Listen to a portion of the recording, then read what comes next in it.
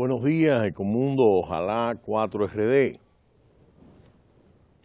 La verdad que esta apreciación del economista Nahuel Rubini, que nosotros hemos comentado tanto en Ecomundo, resulta muy interesante. Les recuerdo que él decía que hace 4 o 5 años se vienen conformando una serie de conflictos sociales, políticos, institucionales, que amenazaban con afectar el curso de la economía. Y es que los ciclos económicos están afectados por los ciclos políticos. Ahí es cuando las corrientes del mainstream conservador de economía a secas no tienen eficacia. Y lo que quiere decir que ese periodo posterior a la caída de las Torres Gemelas y luego de terminar el mandato de Bush, pues tenemos los 2 mandatos de Barack Obama. Indiscutiblemente tuvieron un momento muy interesante a nivel global, me refiero a los acontecimientos globales, no el gobierno de Barack Obama, que arriba a su 8º aniversario con muchos logros que exhibir. En el día de ayer, Bush padre y Bush hijo negaron su apoyo a la candidatura presidencial de Donald Trump en los Estados Unidos por parte del Partido Republicano. Este es un hecho importante en un país que no está tan acostumbrado a este tipo de acontecimientos. Es decir, las mayorías se someten a las minorías. Perdón, las minorías, y lo dije profeso, se someten a la mayoría, no se dividen, no se fraccionan. Aunque en algún caso valiera la pena. A mí me llama mucho la atención, sobre todo en los aspectos organizativos, la vida pública norteamericana. Por ejemplo, hay una resolución del Congreso estadounidense no escrita en donde había que tener un número requerido de senadores para aprobar una determinada moción y se cumplía sin problema, sin estar escrita. Recientemente se escribió. Y este es un tema interesante, sobre todo porque esa cultura administrativa y de gestión pública y de función pública resulta fundamental. Y todo esto lo que avisora es lo que se ha venido viendo con el rechazo de Mitt Romney, aunque ayer el presidente del Partido Republicano decía que iba a apoyar el partido a Donald Trump. Pero Donald Trump sigue haciendo de la suya, sigue dando declaraciones poco sensatas en términos de la política exterior. Ayer incluso comentó que no iba a hacer ningún tipo de ayuda a Puerto Rico, que padece un caso bastante grave y que amerita la intervención del gobierno de los Estados Unidos de América. Y el Departamento del Tesoro y la Casa Blanca han estado apoyando un plan específico para apoyar a Puerto Rico. El lunes hubo un impago.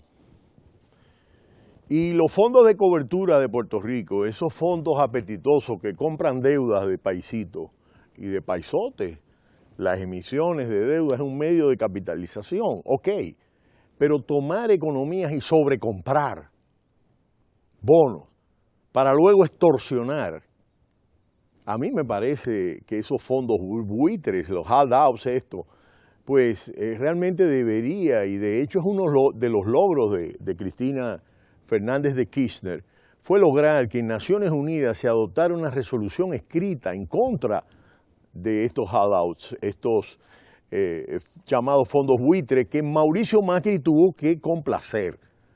Y ahora los bonistas puertorriqueños van por el mismo camino. Los fondos de cobertura emplean tácticas parecidas para cobrar la totalidad de sus bonos. La crisis económica de Puerto Rico ha dado lugar a muchas comparaciones con la de Grecia, pero tal vez la de Argentina sea una analogía más apta. los fondos de cobertura que compraron miles de millones de dólares de la deuda de Puerto Rico hace 2 años, se resisten a una reestructuración más amplia con la esperanza de preservar su derecho a cobrar primero y en su totalidad. Este es un hecho que queremos comentar, sobre todo por el tema de hace 2 años. O sea, una economía que tiene 10 años en una situación de crisis, vienen estos fondos apetitosos y compran deuda simple y llanamente para ganar dinero de usura. Y eso es algo que realmente, ahora que estamos hablando de pacto de fiscalidad y que el reto de América Latina en este momento más importante es la fiscalidad como mecanismo contracíclico frente a los choques externos. Y todas las economías de América Latina, no República Dominicana, que tiene que hacerlo ya, y hay avances ya del pacto fiscal, sino toda América Latina tiene que abocarse a un pacto fiscal y a una política fiscal coherente, tanto desde el punto de vista de los ingresos como desde el punto de vista del gasto y del monitoreo y auditoría del gasto. Y Eduardo Cunha, presidente del Parlamento brasilero, fue apartado ayer de su cargo por una decisión del juez Teori Satsky, uno de los 11 magistrados que conforman el Supremo Tribunal Federal, por carecer de la altura moral necesaria para el puesto. La maniobra deja fuera de combate a uno de los personajes más controvertidos y polémicos de la actual crisis brasileña, quien ha sido el principal impulsor del juicio político contra la presidenta Dilma Rousseff, cuya salida del poder está prevista para el próximo miércoles. La decisión deberá ser ahora refrendada por el plenario de esta institución, aunque en Brasil nadie duda de que será ratificada. Cunha, quien ocupa el segundo puesto en la línea sucesoria del Estado, está involucrado en los escándalos del caso Petrobras y tiene varias cuentas abiertas en Suiza. Podría haber jugado un papel predominante en la crisis si el Senado decide abrir el proceso de impeachment contra Rousseff, que en este caso sería destituida por el actual vicepresidente Michael Temer del Partido Socialdemócrata. Más vale tarde que nunca, declaró Dilma Rousseff, nada más conocer la decisión del alto tribunal. Es interesante este aspecto. Nosotros invitábamos a ver el video donde fue aprobado en la Cámara y que pasó, al Senado, porque era una sesión que realmente yo desconocía a Brasil. Yo he conocido a los brasileños en los foros internacionales, me tocó como gerente de planificación de la Comisión Nacional de Energía, representar al país durante casi 6 años en la Organización Latinoamericana de la Energía, que tiene su sede en Quito, Ecuador. Y me he sentido muy conmovido por todo el tema del sismo y los sismos que han habido en Ecuador, porque he viajado en muchas oportunidades en vista de esta sede aquí. Y he podido ver la formación, la fortaleza de la diplomacia brasileña, quien es una figura predominante en los cónclaves internacionales. Y ver esa sesión con ese fanatismo es lo que nos preocupa, y el fanatismo que está primando ahí, sobre todo con la presencia de los evangélicos y de los partidos evangélicos.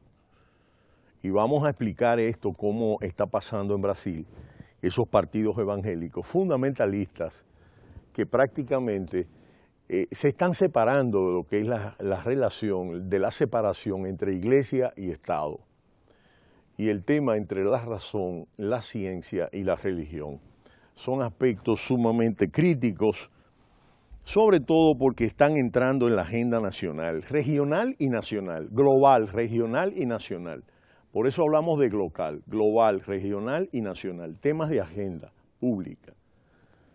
Entonces, evidentemente que, por ejemplo, se está formando un polo conservador, ultraconservador, y en el día de hoy el economista Isidoro Santana escribe un artículo muy interesante en la que coincide con lo que yo he estado planteando, de que aquí se ha conformado un polo conservador, y pienso que el presidente de la República tomó una decisión valiente al dejar fuera, ante un chantaje, una fuerza minúscula, ultraderechista, que es el FNP, y que dirige una familia. El presidente tomó una decisión valiente, con coraje, y eliminó. Pero a propósito de cuestiones no personales, ahí estaba el tema del aborto. Y el presidente jugó un papel importante en el tema en función de las excepcionalidades. Vamos a esperar qué pasa ahora.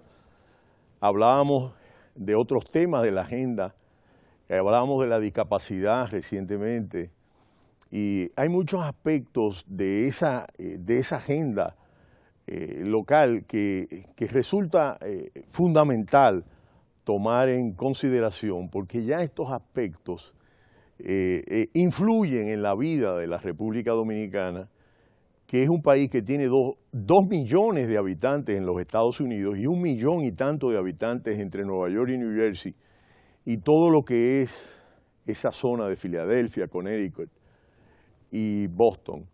Estamos hablando de 300.000 ciudadanos norteamericanos que inciden en las elecciones norteamericanas.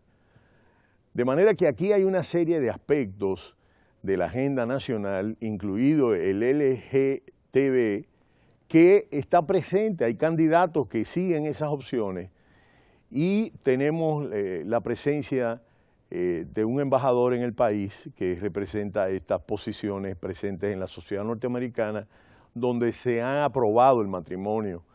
Y en varios países de América Latina, ese es el hecho incontestable. Es decir, no estamos hablando de una agenda de un país de Marte, de un país del pasado, sino que es una agenda que múltiples países de Europa, de Estados Unidos, estados diferentes y de América Latina han aprobado el matrimonio gay, y en Puerto Rico recientemente.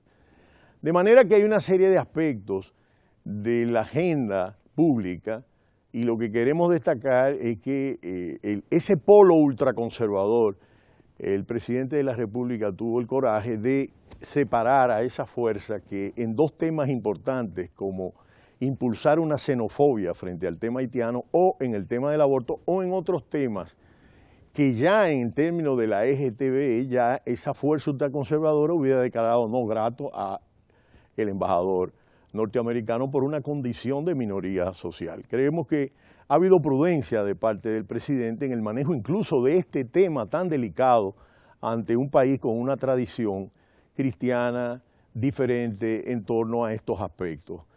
Pero es parte de la agenda local, es parte de la agenda mundial. En España, Estados Unidos designó un presidente gay con su matrimonio, de si llegaron y conviven en la sociedad española. Él y su esposo, el embajador en España, al igual que aquí. Y esto es un hecho, evidentemente, que ha creado una gran controversia. Pero hay alguna insensatez de parte de algunos que cuestionan esto, y es prácticamente burlarse y ir a un cuestionamiento que verdaderamente no tiene el sentido de la altura correcta. Pero este país ha evolucionado y está tratando de enfrentar una serie de aspectos fundamentales, y pensamos que el curso del manejo de los conflictos se está haciendo de una manera adecuada. Ya los gremios de salud y el Ministerio de Salud Pública acaban de acordar un acuerdo macro de 7 puntos, y el líder de ese grupo de médicos ha dicho que tiene muchas esperanzas en que el gobierno realmente cumpla un acuerdo de la salud.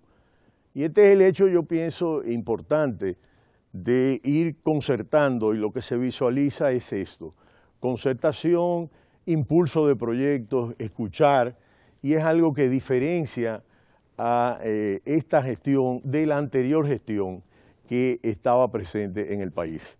Pero será hasta el lunes cuando volveremos en Ecomundo, ojalá 4RD. No le cambie, cita cultural.